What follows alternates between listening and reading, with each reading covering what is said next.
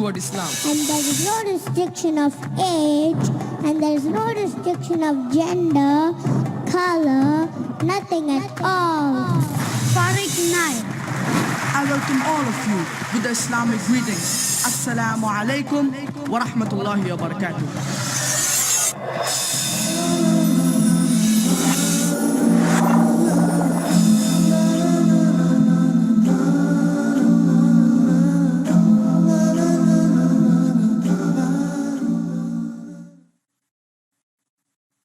Alhamdulillah. Wassalatu wassalam. Ala Rasulillah. Wa ala alihi wa ashabi ajma'in. Amma ba'd. Fa'udhu billahi minash shaitanir rajim. Bismillahir rahmanir rahim. Ud'u ila sabili rabbika bil hikmati wal maw'izati al hasana. Wajadilhum billati hiya ahsan. Rabbi shrah li sadri. Wa yassir li amri. واحلل عقدة من لساني يفقهوا قولي. O my Lord, expand me my breast, make my task easy for me, and remove the impediment from my speech, so they may understand what I say. Assalamu alaikum wa rahmatullahi wa barakatuh. May peace, mercy, and blessings of Allah subhanahu wa ta'ala be on all of you. Ismail Khan is another budding IIS Da'i with a brilliant academic record. He was born on 24th July 2000, less than 9 years old, a class 4 student, is a keen football player. His hobbies include cycling, swimming, and reading, particularly the Quran. Ismail Khan has received certificate of excellence in sports, taekwondo, English handwriting, dua, Urdu, Arabic public speaking, as well as English public speaking. Alhamdulillah, he wants to be a da'i, strongly determined to spread peace and beautiful message of Islam in the light of Surah Nahl, chapter number 16, verse 125. Ud'u ila sabili rabbika bil hikmati wal maw'izati al hasana wajadilhum billati hiya ahsan. Invite all to the way of thy Lord with wisdom and beautiful preaching, and argue with them in the ways that are best and most gracious. His mission includes to start a school like Islamic International School, inshallah. So brothers and sisters, we have Ismail Khan advising you to be away from Allah's wrath, the two extremes and the middle path.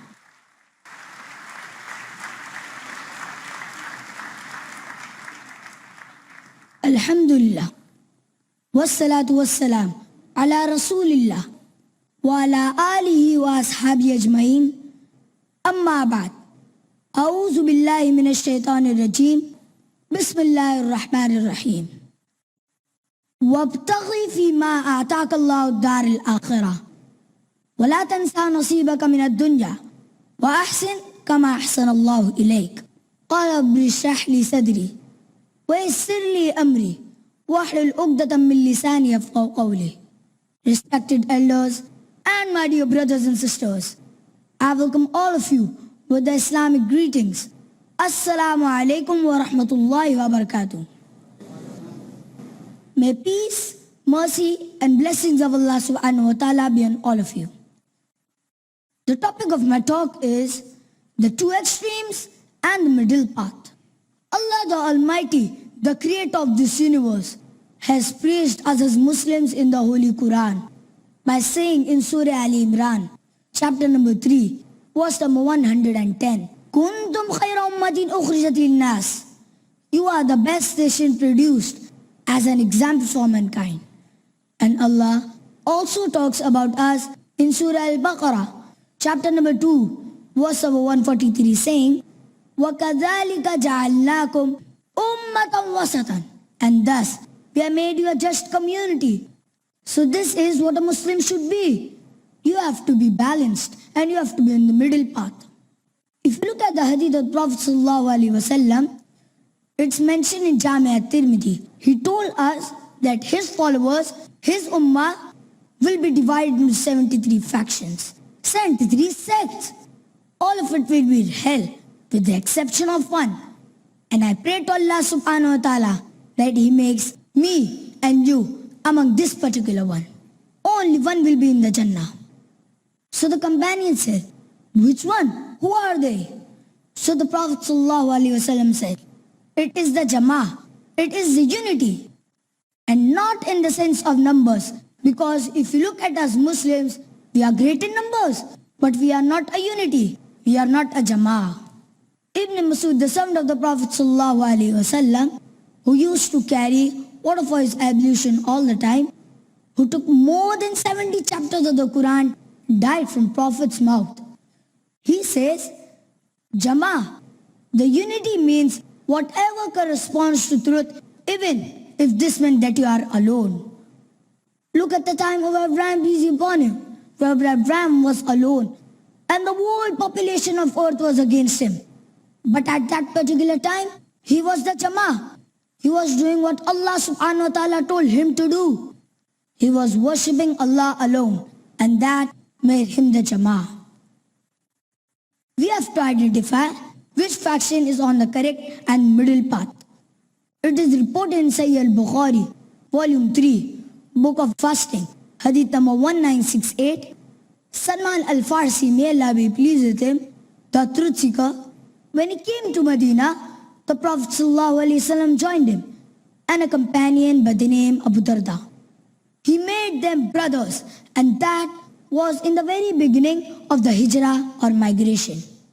They became so close that they could inherit each other, to that extent that they were of the same flesh and blood. So Salman went to his brother's house and he saw his wife not wearing properly, in the sense that she is not taking care of herself. She didn't do any makeup, she didn't do her hair, she didn't do anything. Well, that was in the very beginning of the Medinan era, where hijab was not yet enforced. So Salman looked at his sister-in-law and said, Darda, what happened to you? She said, look at your brother Abu Darda. He is useless. He prays to Allah all night and fasts at the daytime.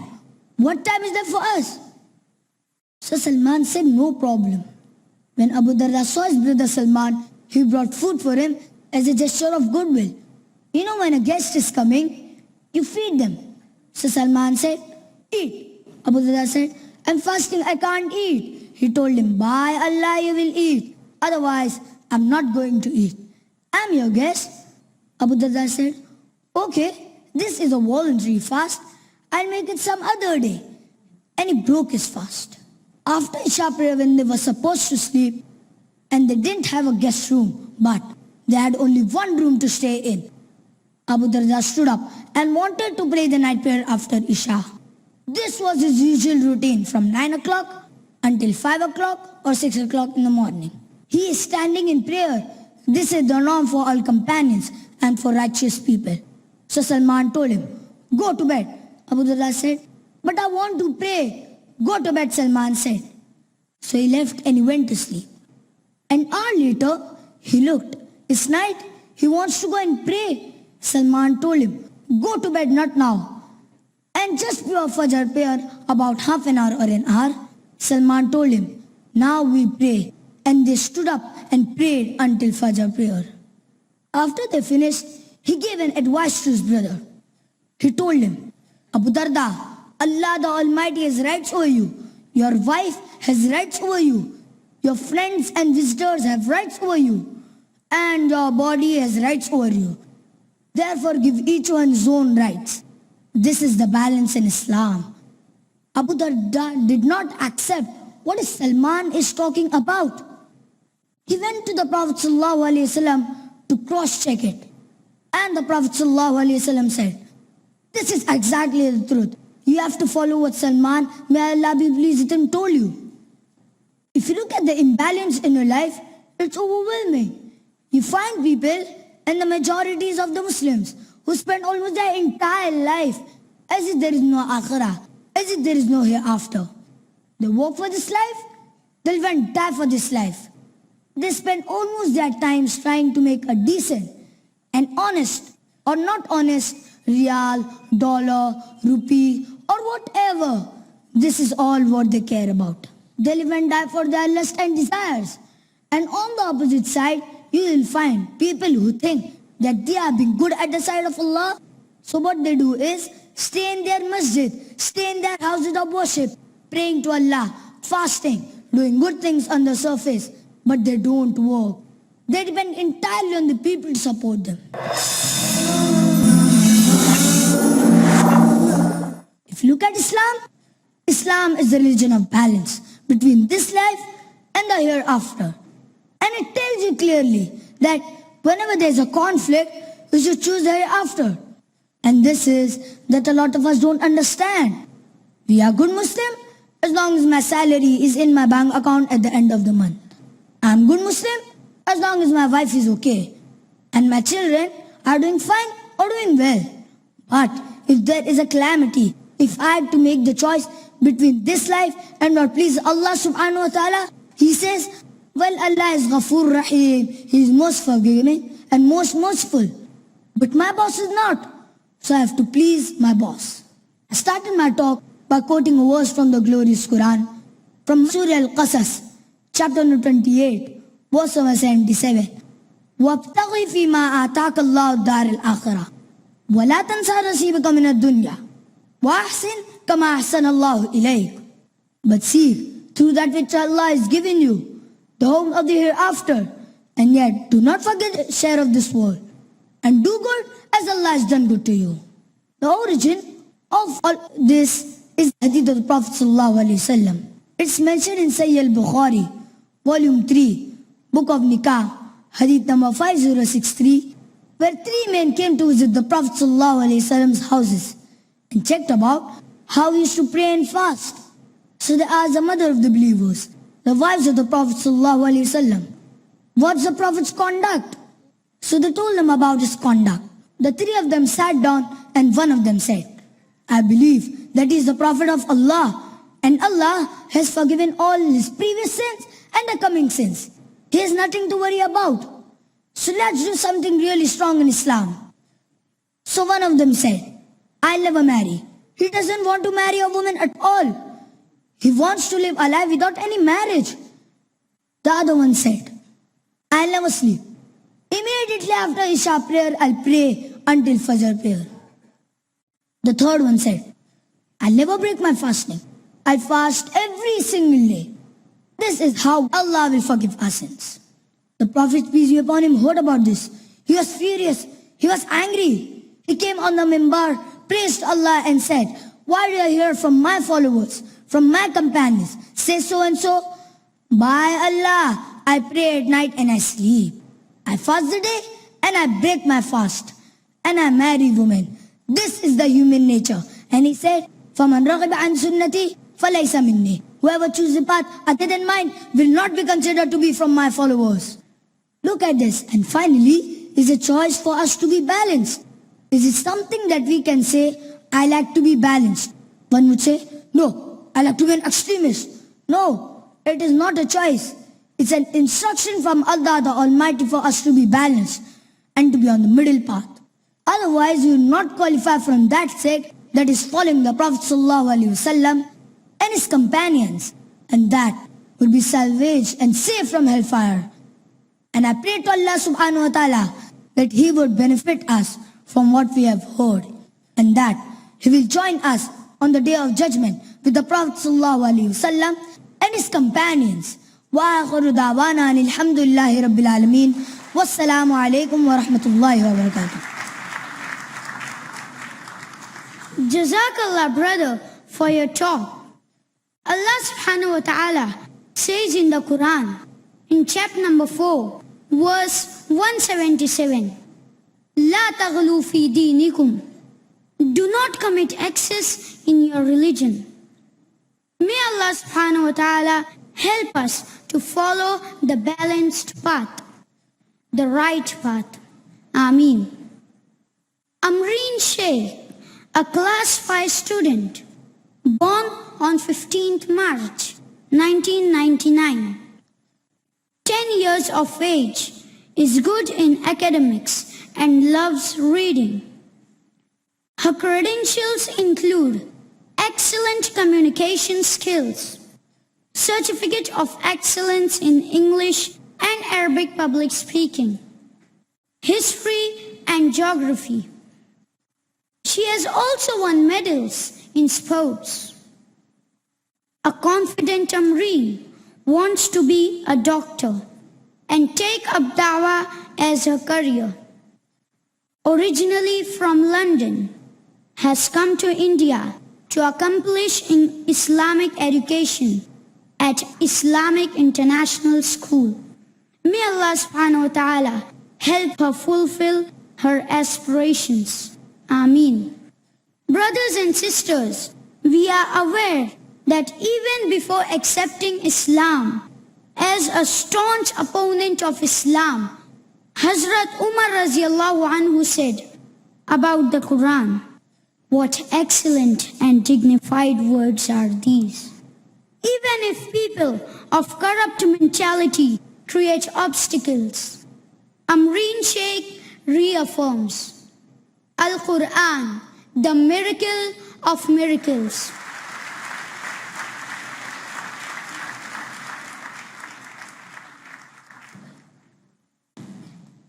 Alhamdulillah, wassalatu wassalam ala rasulillah wa ala alihi wa ashabi ajma'in.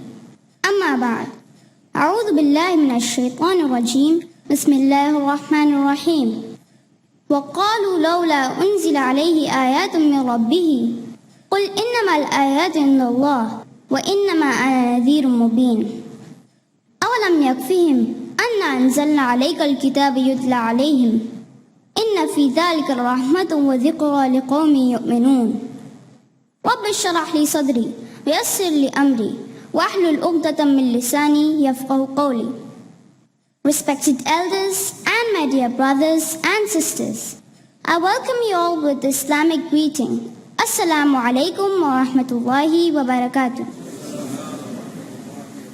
May peace, mercy and blessings of Allah subhanahu wa ta'ala be on all of you. The topic of my talk is Al-Quran, a miracle of miracles. Let me explain to you what a miracle is. A miracle is an impossibility, something beyond human endeavor, human effort. To every nation before Islam, Allah subhanahu wa ta'ala sent prophets, and mankind had a tendency to demand proof by some supernatural acts. Hazrat Musa alayhi salam, the holy prophet Moses, he was given a type of miracle which was akin to magic. So he had to contend with these magicians, and Allah gave him a miracle to confound these magicians. Fir'aun, thinking that Musa a.s. was another magician, brought forth his own magicians to play the part. And the Egyptian magicians had their little magic sticks, magic wands.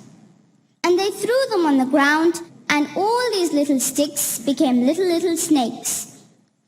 Allah subhanahu wa ta'ala had already given Hazrat Musa alayhi salam experience with his rod on the mount. Now he knew what he had to do. So he threw the rod, and the rod turned into a serpent, and this serpent swallowed up all the little snakes of the Egyptian magicians. And Hazrat Musa alayhi salam picked up the serpent, and it turned back once more into a rod. And the Egyptian magicians realized this is no magic. This is not hypnotism nor mesmerism, because to hypnotize a person, you cast a spell. You make the person see what is really not there. An illusion is created. The sticks, to make it appear as snakes, it would have been by casting a spell. But here, all the little sticks vanished. To mesmerize, it would have been to make the snakes appear as sticks. But here all the little sticks vanished into the serpent, and the serpent was a rod, and the rod was no thicker than it was before. A greater miracle. And the Egyptian magicians confess that this is no magic. This is something beyond. It's a miracle, real miracle, not magic. Allah gives the miracle according to the mentality, the needs of the people. People with magical minds were confounded with magic, superior magic, real magic. Hazrat Isa alayhi salam, Jesus Christ, when he appears in the scene, he comes among people who were steeped in Greek medicine. They would perform wonders with this medicine. So Allah gave him healing powers, healing those born blind. If somebody goes blind by some shock, damage or infection, it is quite a different thing from those born blind. Allah gave him those healing powers of healing those born blind and the lepers and bringing back the dead, reviving the dead, Bi'Iznillah, a different type of miracle to convince the people. Our Nabi Kareem Sallallahu Alaihi Wasallam, he comes among people who boasted about their language, eloquence and poetry. They said, "We are eloquent people.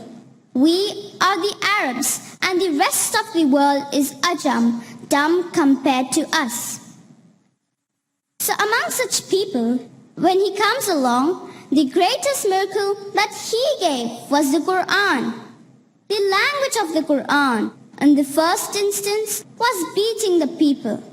And the people with sense realized this is not poetry. This is not prose. This is something beyond the understanding, and the people accepted the faith. Now let us see what a non-Muslim has to say about Quran and its eloquence. Reverend Bosworth Smith, a Christian missionary, he wrote a book on Muhammad and Muhammadism.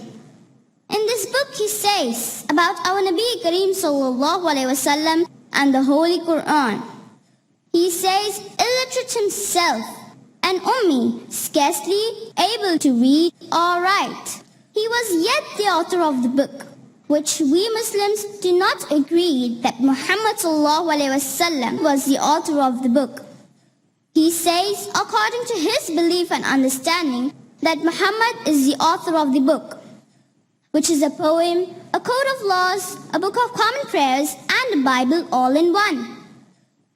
This one miracle claimed by Muhammad Sallallahu Alaihi Wasallam, his standing miracle he called it. A miracle indeed it is. Without doubt, it is a mu'jiza. An enemy testifies that this is a miracle indeed.